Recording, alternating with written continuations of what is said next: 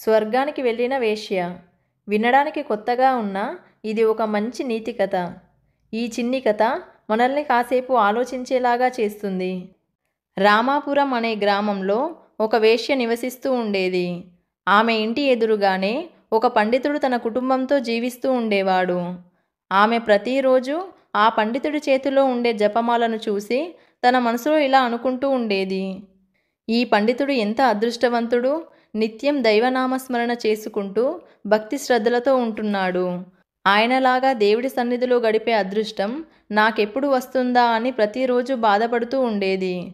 ఇదిలా ఉంటే ఆ పండితుడు మాత్రం ఈ వేశ్య అనుభవించే విలాసవంతమైన జీవితాన్ని చూసి ఈవిడ దేవుడికి ఎలాంటి పూజలు వ్రతాలు చేయకపోయినా ఎంతో విలాసవంతమైన జీవితాన్ని గడుపుతుందని అనుకుంటూ ఆమెపై ఈర్ష్యతో అసహ్యించుకునేవాడు.